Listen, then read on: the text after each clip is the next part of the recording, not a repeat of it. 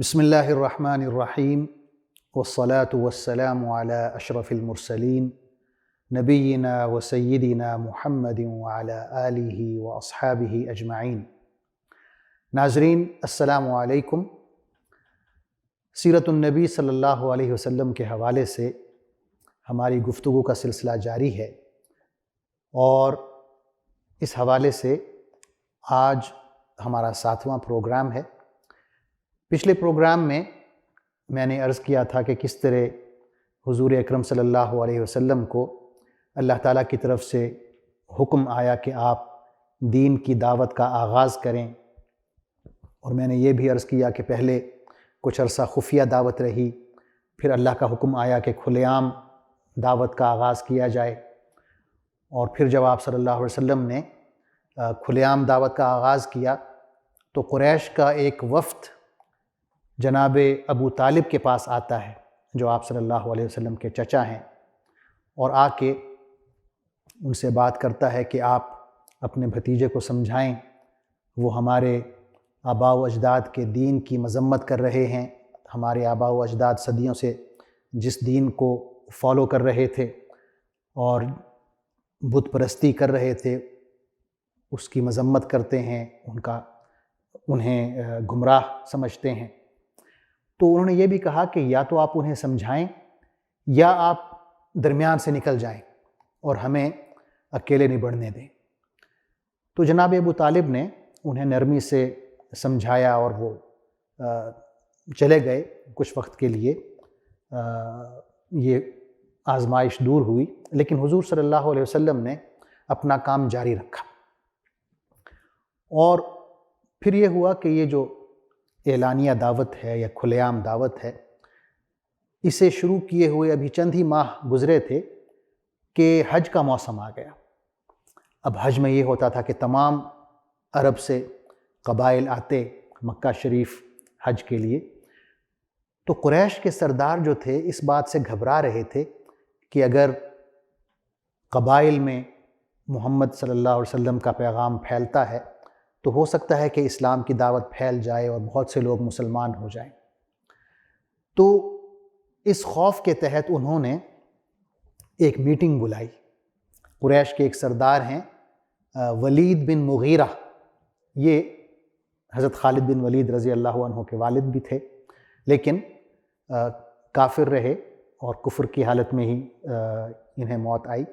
تو یہ جو ہے ولید بن مغیرہ، اس کے گھر سب اکٹھے ہوتے ہیں اور کہتے ہیں کہ بھائی ہمیں مشورہ کرنا چاہیے اور کسی ایک الزام پر متفق ہونا چاہیے جو ہم محمد صلی اللہ علیہ وسلم پر لگائیں، اور تاکہ یہ نہ ہو کہ جب ہم یہ حاجیوں سے بات کریں جو مختلف قبائل سے آئے ہیں، کوئی دو باتیں نہ ہوں، ایک بات پر ہم متفق ہوں اور ہر شخص یہی بات کرے کہ یہ جو نوجوان ہے جو نبوت کا دعویٰ کر رہا ہے، اس کے بارے میں ہم سب کا یہ خیال ہے، یعنی کسی بات پر ہم سب متفق ہو جائیں۔ تو مختلف تجاویز آنے لگی۔ ایک تجویز یہ آئی کہ ہم یہ مشہور کر دیتے ہیں کہ یہ شخص کاہن ہے۔ کاہن اس زمانے میں وہ ہوتا تھا جو یہ دعویٰ کرتا تھا کہ اسے غیب کا پتہ ہے، جیسے ہمارے ہاں نجومی قسم کے لوگ ہوتے ہیں۔ تو ولید بن مغیرہ نے کہا کہ کاہن جو ہے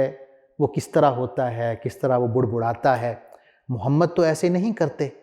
تو سب لوگوں کو کاہن کا پتہ ہے، کوئی بھی ہماری بات پر یقین نہیں کرے گا، تو کوئی اور تہمت لگاتے ہیں، کوئی اور الزام لگاتے ہیں۔ تو پھر ایک تجویز آئی کہ ہم یوں کہتے ہیں کہ یہ شخص دیوانہ ہے، پاگل ہے، مجنون ہو گیا ہے۔ تو اس پر بھی ولید بن مغیرہ نے کہا کہ جو دیوانے ہوتے ہیں وہ عام پہچانے جاتے ہیں، کوئی بھی شخص بتا سکتا ہے کہ یہ بندہ نارمل ہے یا دیوانہ ہے، دیوانے جیسی ہرزہ سرائی تو نعوذ باللہ وہ نہیں کرتے۔ تو یہ بھی اسے پسند نہ آئی بات، تو اس نے کہا کوئی اور مشورہ دیں، کوئی اور تجویز دیں۔ تو کسی نے کہا کہ ہم یہ پھیلا دیتے ہیں بات کہ یہ شخص بہت بڑا شاعر ہے اور اپنے شعر کے زور پہ لوگوں کو متاثر کر دیتا ہے اور لوگ اس کے پیچھے چل پڑتے ہیں۔ تو اس پر ولید بن مغیرہ نے کہا کہ شعر و شاعری جو ہے وہ ہماری گھٹی میں پڑی ہوئی ہے، ہمیں پتہ ہے شعر کیا ہوتا ہے، ردیفیہ کیا ہے، قافیہ کیا ہے۔ اس پر ولید بن مغیرہ نے کہا کہ ہمیں پتہ ہے کہ شعر و شاعری کیا ہوتی ہے،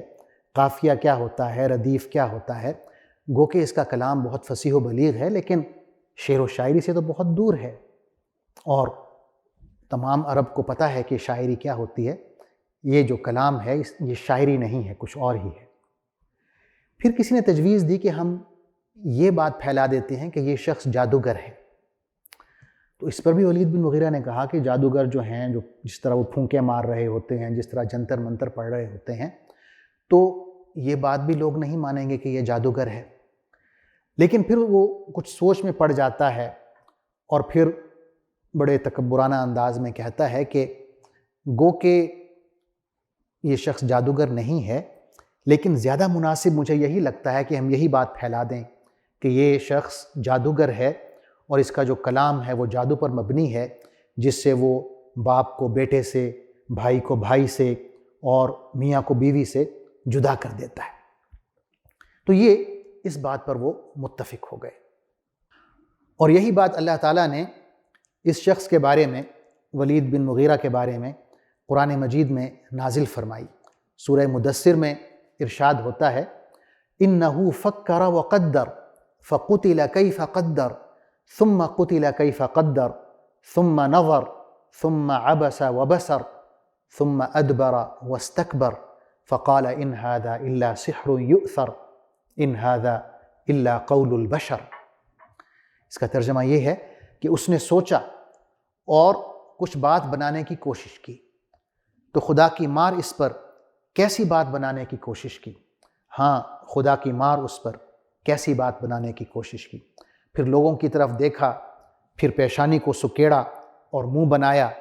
پھر پلٹا اور تکبر میں پڑ گیا۔ آخرکار بولا کہ یہ کچھ نہیں ہے مگر ایک جادو جو پہلے سے چلا آ رہا ہے، یہ تو ایک انسانی کلام ہے۔ تو یہ اللہ تعالیٰ نے ولید بن مغیرہ کے بارے میں آیات نازل فرمائی۔ اس کے بعد جب سرداران قریش اس بات پر متفق ہو گئے کہ ہم محمد صلی اللہ علیہ وسلم کے بارے میں یہ بات کریں گے کہ وہ جادوگر ہیں، تو وہ تمام حاجیوں میں پھیل گئے اور یہ انہوں نے پروپیگنڈا کرنا شروع کر دیا۔ لیکن ایک فطری بات ہے کہ جب آپ کسی کے بارے میں بھی نیگیٹو پروپیگنڈا کرتے ہیں تو اس کا ایک الٹا اثر ہوتا ہے، لوگوں کے اندر ایک کیوروسٹی پیدا ہوتی ہے کہ وہ جاننا چاہتے ہیں کہ اتنی زیادہ بات ہو رہی ہے کسی شخص کے بارے میں، تو ہم دیکھیں تو صحیح کہ ہے کیا، وہ کون ہے یہ شخص۔ حضور اکرم صلی اللہ علیہ وسلم جیسے اللہ نے انہیں حکم دیا تھا، وہ تمام حاجیوں کے پاس جاتے، ان کے خیموں میں جاتے، ان سے دین کی بات کرتے، لیکن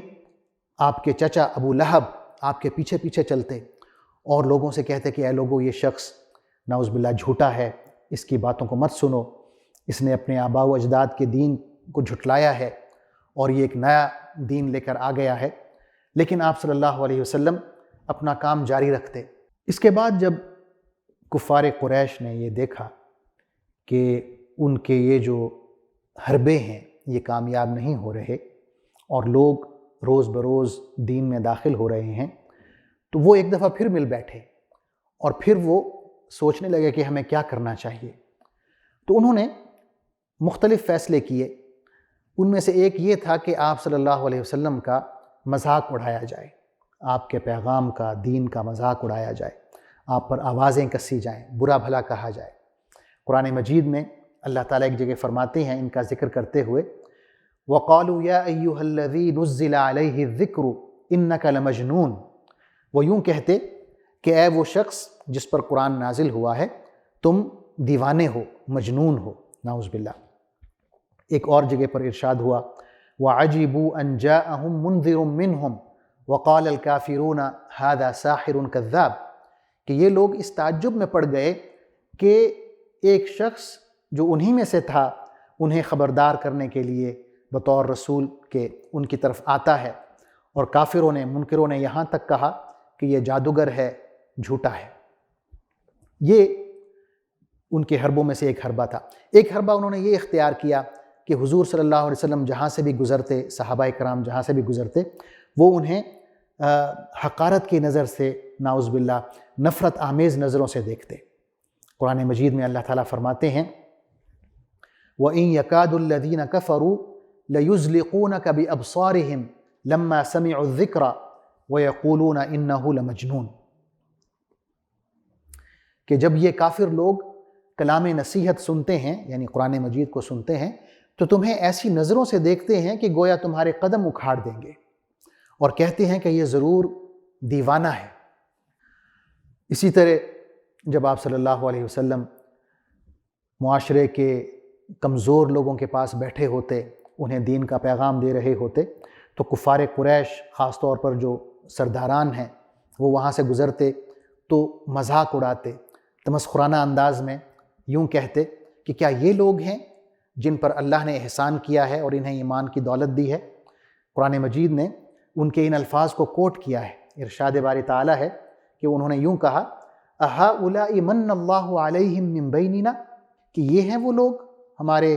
معاشرے کے جن پر اللہ نے اتنا بڑا احسان کر دیا ہے کہ انہیں اسلام کی دولت دے دی ہے، یعنی ازراہ مذاق اور ان کا مذاق اڑاتے ہوئے یہ باتیں وہ کرتے تھے۔ تو یہ پہلا حربہ تھا کہ آپ صلی اللہ علیہ وسلم کا اور صحابہ کرام کا مذاق اڑایا جائے۔ دوسرا حربہ جو انہوں نے اختیار کیا وہ یہ تھا کہ اسلام کا مذاق اڑایا جائے، تعلیمات جو ہیں اللہ تعالیٰ کی ان کا وہ مذاق اڑاتے، قرآن کا مذاق اڑاتے، خود رسول اللہ صلی اللہ علیہ وسلم کا مذاق اڑاتے۔ قرآن کے بارے میں وہ یوں کہتے، اللہ تعالیٰ فرماتے ہیں کہ انہوں نے یوں کہا وَقَالُوا أَسَاطِيرُ الْأَوَّلِينَ اكْتَتَبَهَا فَهِيَ تُمْلَى عَلَيْهِ بُكْرَةً وَأَصِيلًا، کہ انہوں نے یوں کہا کہ یہ جو قرآن ہے جو محمد صلی اللہ علیہ وسلم پڑھ کے سناتے ہیں، یہ پرانے لوگوں کی کہانیاں ہیں جو انہوں نے کسی سے لکھوا لی ہیں، اور ان پر یہ املا کرائی جاتی ہیں صبح بھی اور شام بھی۔ یہ ایک بہت بڑی تہمت تھی جو انہوں نے لگائی۔ خود حضور صلی اللہ علیہ وسلم کے بارے میں ان کا اعتراض تھا، یہ بھی قرآن مجید میں نقل ہوا کہ وہ یوں کہتے مَا لِهَذَا الرَّسُولِ يَأْكُلُ الطَّعَامَ وَيَمْشِي فِي الْأَسْوَاقِ، کہ یہ کیسا رسول ہے کہ ہماری طرح کھانا کھاتا ہے، ہماری طرح بازاروں میں پھرتا ہے۔ یعنی آپ صلی اللہ علیہ وسلم کا مذاق اڑاتے، اور ان کے خیال میں یہ تھا کہ رسول جو ہے اسے کوئی فرشتہ ہونا چاہیے، مافوق الفطرت مخلوق ہونی چاہیے جو ہماری طرح نہ ہو۔ تو یہ دوسرا حربہ تھا کہ انہوں نے دین کا مذاق اڑایا اور رسول اللہ صلی اللہ علیہ وسلم کا مذاق اڑایا۔ تیسرا حربہ جو انہوں نے استعمال کیا وہ یہ تھا کہ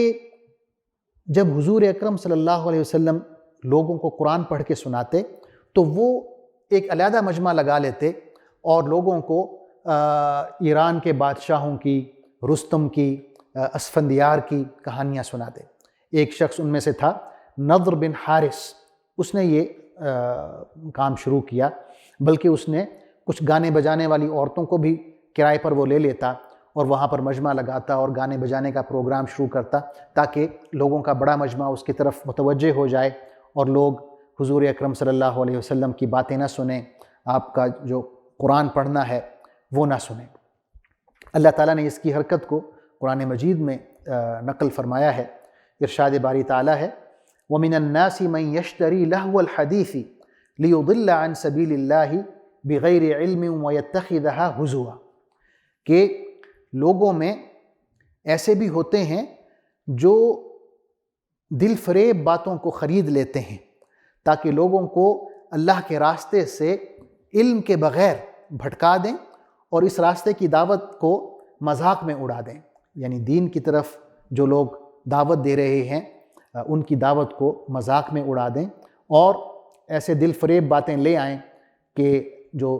دین کے مد مقابل اس کو لا کر کھڑا کرنے کی کوشش کریں۔ تو اللہ تعالیٰ نے یہ جو شخص ہے نضر بن حارث، اس کی مذمت کرتے ہوئے سورہ لقمان میں یہ آیت نازل فرمائی۔ تو جب یہ اس قسم کے حربے ناکام ہو گئے، آپ صلی اللہ علیہ وسلم کا مذاق اڑانا، دین کا مذاق اڑانا، اس پیغام کا مذاق اڑانا، قصے کہانیوں کے ذریعے قرآن کے مد مقابل آنا، جب یہ سارے حربے ناکام ہو گئے تو قریش نے یہ سوچا کہ ہم حضور صلی اللہ علیہ وسلم کے ساتھ مصالحت کر لیتے ہیں، کوئی کمپرومائز کر لیتے ہیں، جیسے ہم پنجابی میں کہتے ہیں مک مکا کر لینا۔ تو بہت سے سردار آتے ہیں آپ صلی اللہ علیہ وسلم کے پاس اور وہ یوں کہتے ہیں کہ آپ یوں کریں، آپ اسلام کی کچھ باتیں چھوڑ دیں اور ہم اپنے دین کی کچھ باتیں چھوڑ دیتے ہیں، اور کوئی اس طرح ایک مشترک قسم کا ہم دین لے آتے ہیں جس پر آپ بھی راضی ہو جائیں، ہم بھی راضی ہو جائیں۔ تو اس پر اللہ تعالیٰ نے حضور اکرم صلی اللہ علیہ وسلم کو خبردار کیا۔ سورہ قلم میں ہی نازل ہوئی آیت وَدُّوا لَوْ تُدْهِنُوا فَيُدْهِنُونَ، کہ ان کی خواہش یہ ہے کہ آپ دین کے معاملے میں کچھ ڈھیلے پڑ جائیں تاکہ یہ بھی اپنی مخالفت میں، مخالفت کی جو شدت ہے اس میں کچھ نرمی اختیار کر لیں اور ایک مصالحت کا سما پیدا ہو۔ تو آپ صلی اللہ علیہ وسلم کو روکا گیا اس سے کہ کہیں آپ یہ سوچیں بھی نہیں کہ دین کے معاملے میں آپ کو ڈھیلا پڑنا چاہیے، بلکہ آپ استقامت کے ساتھ اور ثابت قدمی کے ساتھ دین کا کام کریں۔ علامہ ابن اسحاق رحمۃ اللہ علیہ، جن کی مشہور کتاب ہے السیرۃ النبویہ، جو بعد میں ان کے شاگرد علامہ ابن ہشام نے مکمل کی، اس میں علامہ ابن اسحاق لکھتے ہیں کہ قریش کے چند بڑے بڑے سردار حضور اکرم صلی اللہ علیہ وسلم کے پاس آئے۔ آپ صلی اللہ علیہ وسلم اس وقت طواف کر رہے تھے۔ ان سرداروں میں اسود بن مطلب ہے، ولید بن مغیرہ ہے، امیہ بن خلف ہے، عاص بن وائل ہے۔ یہ سارے آتے ہیں اور آپ صلی اللہ علیہ وسلم کو ایک پیشکش کرتے ہیں، کہتے ہیں کہ آپ ہمارے بتوں کی عبادت کریں، ہم آپ کے خدا کی عبادت کرتے ہیں، کیونکہ اگر ہمارے بت ٹھیک ہوئے تو اس میں آپ کا بھی فائدہ ہوگا، آپ نے ہمارے بتوں کی عبادت کی ہوگی، اور اگر آپ کا خدا اور اس کی عبادت ٹھیک ہے تو پھر یہ ہمارے لیے بھی بہتر ہوگا، کیونکہ ہم نے بھی آپ کے خدا کی عبادت کی ہوگی۔ تو یہ جب آفر دیتے ہیں، یہ پیشکش کرتے ہیں، تو اللہ تعالیٰ وہی نازل فرماتا ہے سورہ الکافرون کی شکل میں، قُلْ يَا أَيُّهَا الْكَافِرُونَ لَا أَعْبُدُ مَا تَعْبُدُونَ وَلَا أَنْتُمْ عَابِدُونَ مَا أَعْبُدُ وَلَا أَنَا عَابِدٌ مَا عَبَدتُّمْ وَلَا أَنْتُمْ عَابِدُونَ مَا أَعْبُدُ لَكُمْ دِينُكُمْ وَلِيَ دِينِ، کہ کہہ دو اے کافرو، میں ان کی عبادت نہیں کرتا جن کی عبادت تم کرتے ہو، اور نہ تم اس کی عبادت کرنے والے ہو جس کی عبادت میں کرتا ہوں، اور نہ میں ان کی عبادت کرنے والا ہوں جن کی عبادت تم نے کی ہے، اور نہ تم اس کی عبادت کرنے والے ہو جس کی عبادت میں کرتا ہوں۔ تمہارے لیے تمہارا دین ہے اور میرے لیے میرا دین۔ تو یہ ایک فیصلہ کن بات تھی جو اللہ تعالیٰ نے وحی کے ذریعے نازل کی۔ تو جب قریش کے یہ سارے حربے ناکام ہو گئے اور یہ آخری جو ان کی کوشش تھی کہ کوئی معاہدہ ہو جائے، کوئی مصالحت ہو جائے، کوئی مکمکا ہو جائے، اس میں بھی وہ ناکام ہو گئے، تو ان کا پھر جو رد عمل تھا وہ بہت سخت تھا، وہ تشدد پر اتر آئے۔ اس میں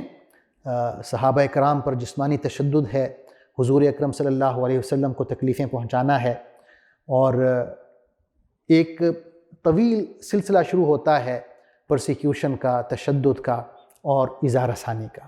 اس کا ذکر انشاءاللہ ہم اپنے اگلے پروگرام میں کریں گے۔ تب تک کے لیے اجازت دیجیے۔ اللہ حافظ۔ السلام علیکم۔